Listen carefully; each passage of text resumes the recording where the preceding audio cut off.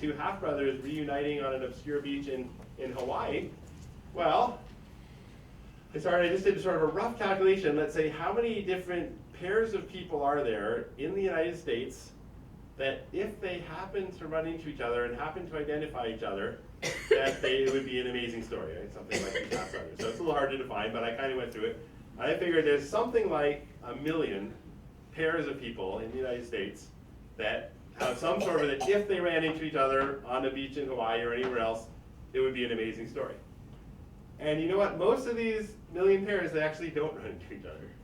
And it doesn't make the story. So the story of these people in Hawaii means that out of 1 million pairs, 1 pair ran into each other. And if you think of it that way, it's not that surprising. Now, it doesn't mean it's not an interesting story. It doesn't mean you should have a program about it, but you should also realize that it's going to happen by chance. So that's kind of the perspective I take on it. And so it comes up, in all sorts of ways. Maybe I won't belabor it too much, but for example, I talk in the book a fair bit about crime statistics, homicides, and so on.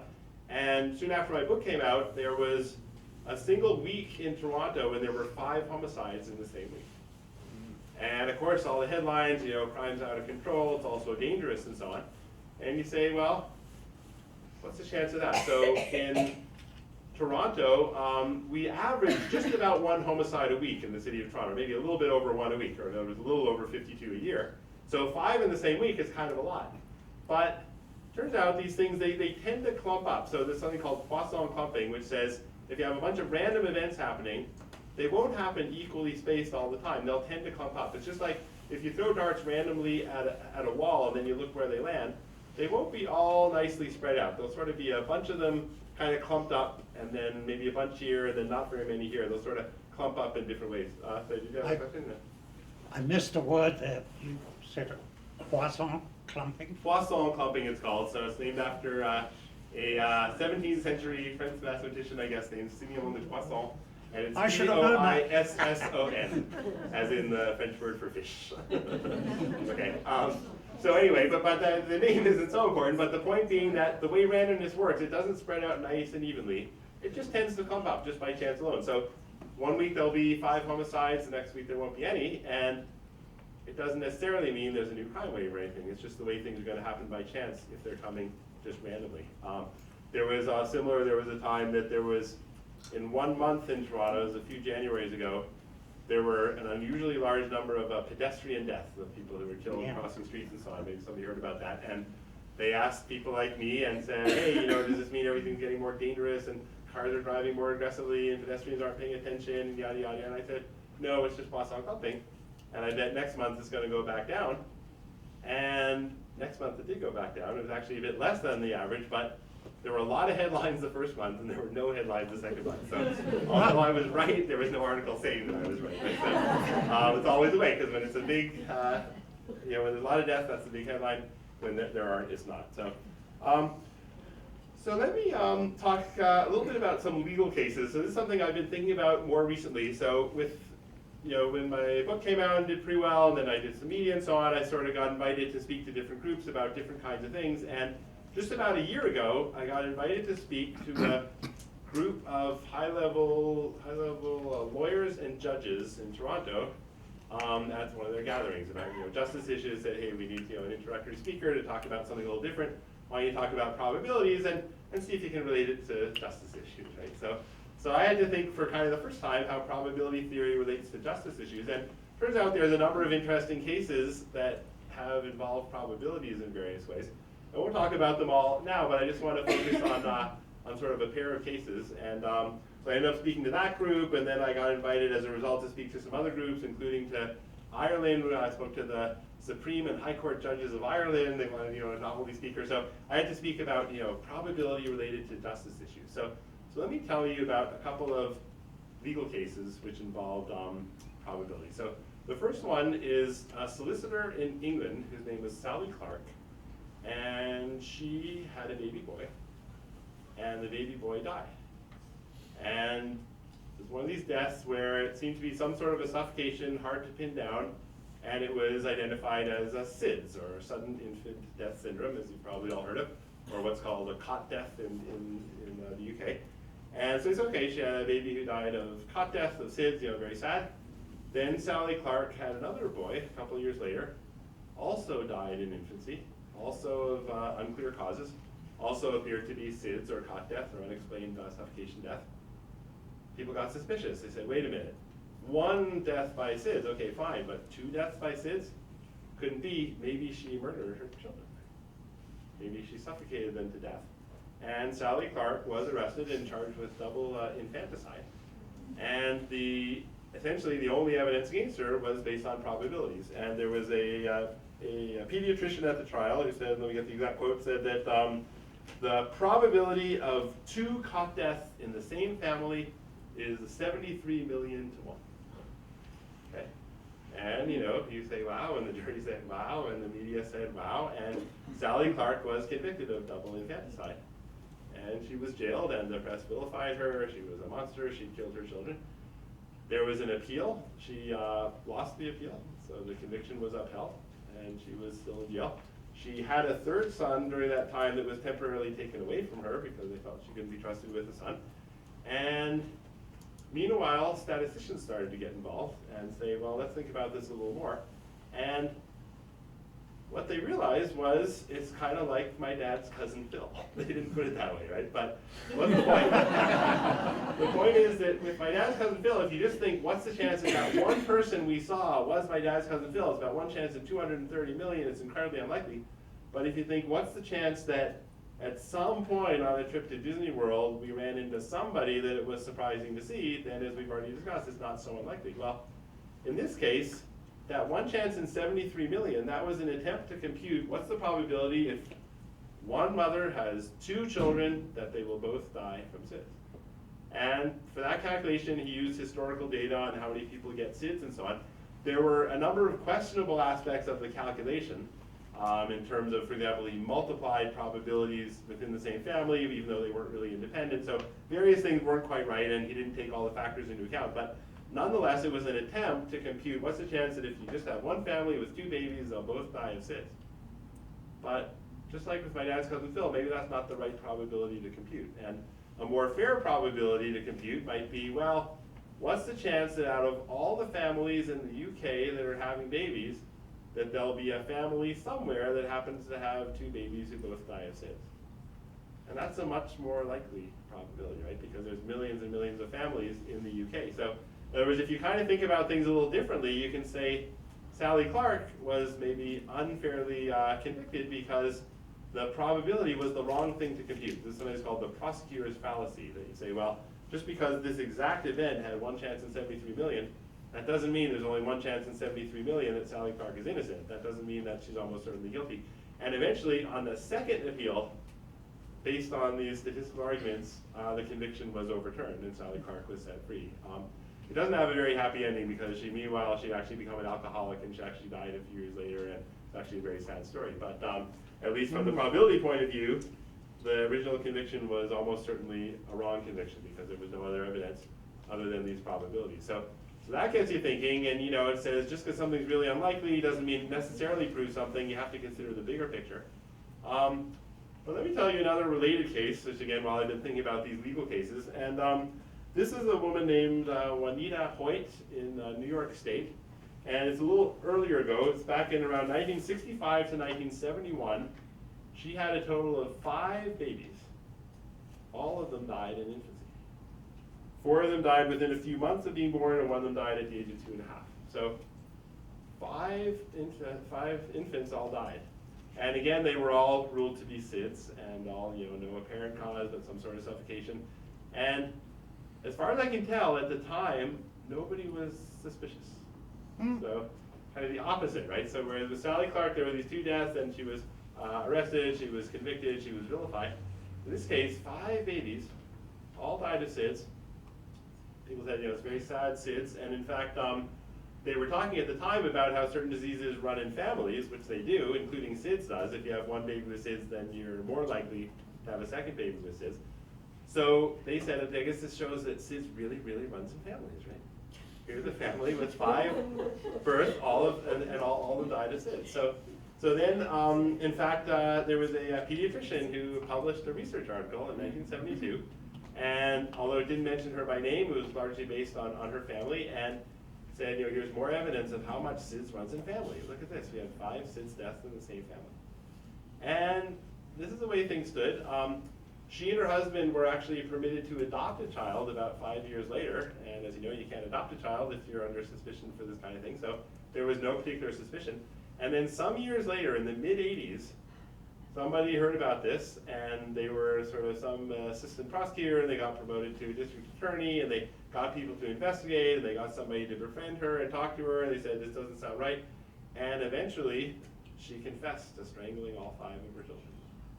So that's a case where someone actually had killed his children. Now, to be fair, she later recanted her confession, but doesn't seem very likely that the confession was not true. So here's a case where there were 5 deaths. There was sort of a lot of evidence, and that's a case where I think statistically you really could draw conclusions, and maybe the statistics should have been enough to convict her, and they were eventually. So she was eventually convicted, and she actually died in jail a few years later. But it's interesting, these 2 cases, and the way my perspective on it would be that whenever you're evaluating this kind of evidence, you need to think about this sort of out of how many thing, just like with my dad's cousin Phil, out of all the different ways this could happen.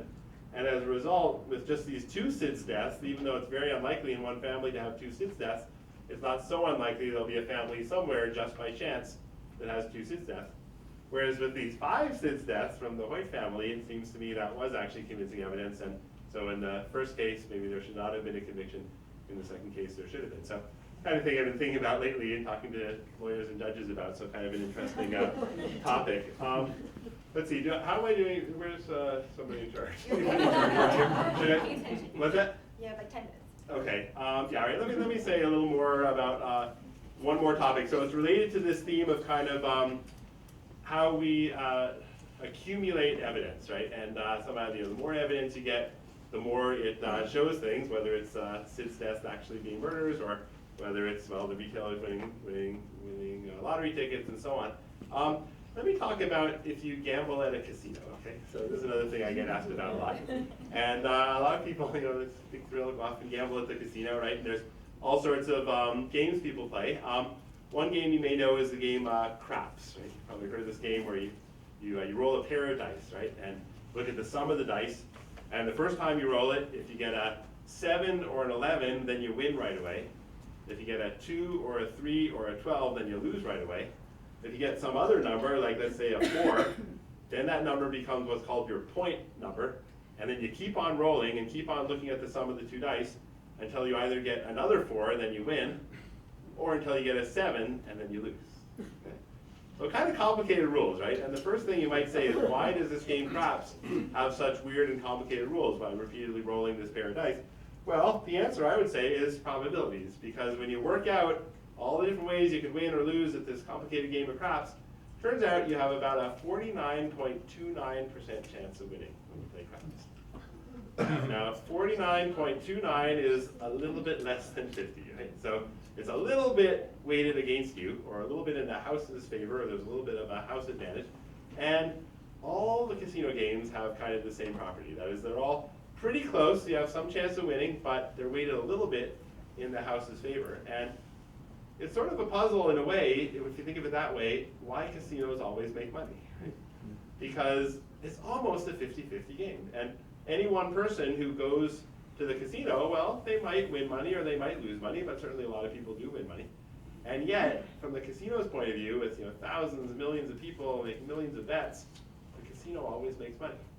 And so we call this sometimes the law of large numbers, and it says that just a tiny little bit of an advantage in favor of the house, well, with a few bets, anything can happen. But as you bet more and more, this little bit of a house advantage is going to become more and more of a certainty that the casino is going to win, and that the people as a whole, the customers as a whole, are going to lose. Now, any one customer could win or lose, but on the whole, the customers are going to lose, and the casino is going to win. And one way to think about that is to compute the probability of something that's something called the gambler's rune probability, and that's supposed to be the probability if you start with a certain amount of money and you keep on making bets, what's the chance that you'll get up to a certain other amount? So let me make it a little more concrete. So remember, craps, there's a 49.29% chance of winning each time you play. Suppose you bet $10 on craps, not just once, but repeatedly, over and over again. And let's suppose you start with $100, And so you bet. So maybe you win, you go up to 110, you lose, you're back to 100, you lose, you're down to 90, 80, 90, 100, 90, 100, 110. Keep winning and losing $10. And suppose I say, what's the chance you're going to get up to $200 as your total amount first before you lose all your money? Okay. You're starting with $100, you might go up, you might go down. At some point, you're either going to get up to $200, that's a victory, or you're going to go down to $0. Well, it's a pretty good chance, actually. So any one bet, you had a 49.29% chance. The chance, starting with $100, that you'll make it up to 200 before you lose all your money is about 43%. So it's not as good, but it's almost as good. So, you know, you might well do it. Go to the casino, start with $100, keep on betting $10. Pretty good chance you'll get up to $200 and go home. But what if we increase the numbers? So suppose you start with $1,000, and you keep on betting $10 at craps, and you wonder what's the chance you're going to make it up to $2,000 first before you lose all your money. So you get 1,000, 1,010, 1,020, 1,010, 1,990. What's the chance you get up to 2,000 first before you lose all your money? Well, it's not a bad chance. It's about a 5.5% chance, or about 1 chance in 18. So it's not that unlikely. Start with $1,000, go up and down by $10. You might make it up to 2,000. What if we increase the numbers a little more? So what if you start with $5,000 and you keep betting just $10 each time at craps? You have a 49.29% chance each time. Starting with $5,000, what's the chance you'll get up to $10,000 first before you lose all your money? About 1 chance in 1.4 million. Almost impossible. Or if you start with $10,000 and say, what's the chance you'll get up to $20,000 before you lose all your money? It's about 1 chance in 10 million billion. Okay? So just unimaginably unlikely. It's never going to happen. If you start with $10,000, keep on betting $10 at craps, there's no way you're going to make it up to $20,000. You're going to lose all your money. So what's the point of this? That as you bet more and more, one way to think of it is you learn more and more about the true probabilities, or this little bit of a house advantage becomes more and more of a factor. So you bet a few times, you don't know about the house advantage, you might win, you might lose. Then lots and lots and lots of times, boy, do you know about the house advantage. It starts to make all the difference, okay? So that's one way to think about it. And I occasionally have done consulting about that too, and you know, people want to design different games and so on, but they always want to make sure that they're designed in the casino. If you're designing a casino game online or whatever, make sure there's a little bit of a house advantage, okay? That on average, the player is going to lose a little bit more than they win. And if you make sure that happens, then as long as lots and lots of people bet, you're always going to make money. Excuse me? What's the probability of losing all the money? Like you start Right, so it usually be the opposite. So for example, if you start with $10,000 and keep on betting $10 until you either get up to $20,000 or lose all your money, then one time in 10 million billion, you'll win and get up to 20,000, and all the rest of the time, 1 minus 1 chance in 10 million billion, you'll lose all your money. But then if you had to start with 10,000 and you bet 1,000 each time, then odds are that you're going to double it. Well, yeah, so if you bet $1,000 each time, then it's better. Then it's more like starting with $100 and betting 10, you're back up to 43%. Yeah, that's correct too. Yeah, question, yeah. That's the same logic also applies to one's bets during one's lifetime. I.e., the more you bet in your lifetime, the more likely you are to lose all the Right. Yeah, exactly. I mean, that's right. So, yeah, yeah, I mean, it's a good way to think about it too, that, you know, if you just make a few bets at the casino, you might win. But as you say, if you bet more and more and more, you're becoming more and more like all the casino customers who are all, on average, going to lose. So if you bet a lot, exactly as you say, over the long run, you're going to lose more and more. So, yeah. And the tendon is, if you've won something, to think you'll keep on winning, so you keep betting. Whereas the smart person at the slots, if they make a limit, they should just stop. But you forgot for some climbing, all things happen one after another. So you figure you make a jump ball, you can hit another jump ball. Well, a few issues coming out there. I mean, the real answer is that because the odds are slightly against you, it's always better to stop, right? Better to stop. If you won a little, it's better to stop. If you lost a little, it's always better to stop. And whether you previously won a jackpot won't actually affect whether you do or don't. Anyway, let me wrap up my initial presentation, then we'll get into more discussion. I guess one final comment there is that, you know, as you do things more and more, just like the more you bet, you learn more about the house advantage. Well, for example, I think this is the same reason that the Stanley Cup finals in hockey aren't just one game, they're 7 games, right? Because one game, well, even the worst team could win, but the more games you play, the more likely you're going to discover which team is really better. And in fact, if you ask the statisticians, they'll say it should probably be more than 7 games. But the hockey players get a little tired, right? So they only want to play 7 games. But the point is, the more you play, the more you're figuring out which is really the better team. So anyway, we'll turn it over to discussion. But just to kind of wrap up the first part, you know, if there's any kind of perspective I want to give here, it's kind of that I think, you know, probability and randomness are kind of all around us. And if you just think about them a little bit, then there's sort of, you know, you don't have to spend your life on it the way some people do, but just think a little bit about some things are really unlikely, so, you know, we don't need to worry about them, or we shouldn't hope for them. Other things, it's not so clear, but if we think about the conditioning or think about the bigger picture or the out of how many, we can understand some perspective. And so I think it's something that's worth thinking about, and worth thinking about life this way in terms of randomness and uncertainty. So I'll kind of wrap up there and turn it over to discussion, and thanks everyone for coming in.